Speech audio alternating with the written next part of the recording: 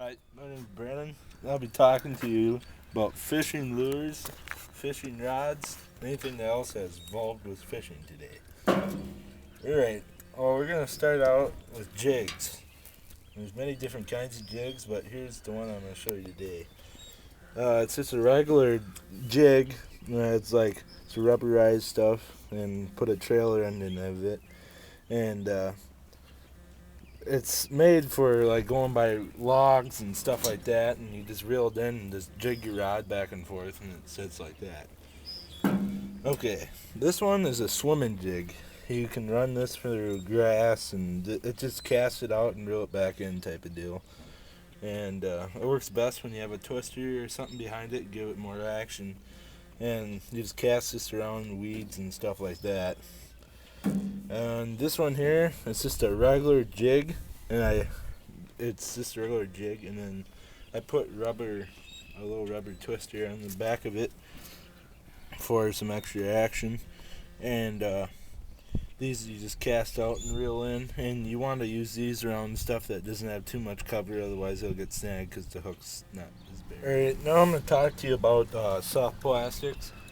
There's different kinds of soft plastics, but these are the ones I normally use. This one's just a crawdad or a creature type bait. All these I like to Texas rig them. This weedless hook. You just run it through this tail here on this one, and you run it through, and sticks out this sits on top of that crawdad. And this one's a tube. It just mimics a minnow, and it do the same thing. They just Texas rig it, and on all these you want to put like a sinker below them, otherwise they'll just float in the air or in the water. And there's many different colors that you can get. This one's a craw tube, and it just has the same. It's kind of a mixture between these two. So if you want to fish for crawdads, or if you want to fish for when you're fishing for minnows or stuff like that, it's just kind of a combination of both. Okay, now I'm going to talk to you about topwater baits. This one's a bonsai frog, and it's kind of a frog that you like to cast around like lily pads and stuff like that. It's the hooks are up and laying up on top, so it's Texas rigged. And these you can just run across anything that's real heavy cover or stuff like that. And on all topwater baits, you want to make sure you wait 2 seconds when the fish strikes, and then set the hook. Otherwise, there's a pretty good chance you won't get them. All right, this one's a popper or a spook. It just goes across the water, and you can make it pop, and the water comes out before it, or you can just walk the dog with it. Just go back and forth, and it works pretty good on rocks and stuff like that. Alright, this one's it's kind of a soft plastic version of a buzz bait.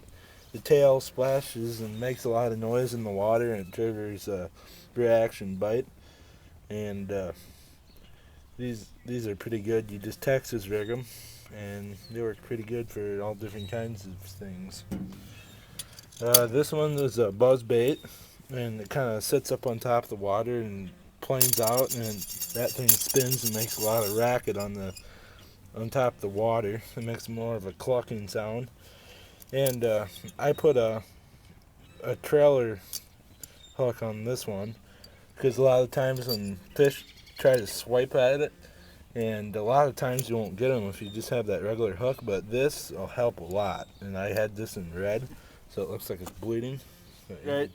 Now I'm going to talk to you about spinner baits. This one, for example, it has a single Colorado blade on it, so it helps you get down in deeper depths. And it's a pretty good size one, so it makes some pretty good flash. This one here is two Colorado blades, and I painted the blades so they can see it better, like in muddy water and stuff like that.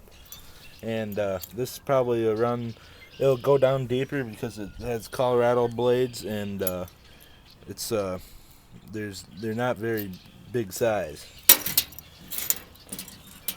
This one Has a well leaf and a little Colorado blade on it, and it's a smaller type bait, a smaller spinner bait, and it just helps. It's a pretty good little bait. Probably runs about 3 or 5 foot.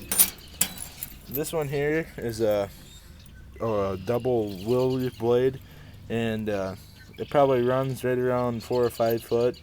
And these are very good baits for bass fishing and all kinds of things like northerns and stuff like that. And last but not least, this is one. It's a MEPS. This is one of the first type spinners, and kind of got a some roostered hair there, just for extra action.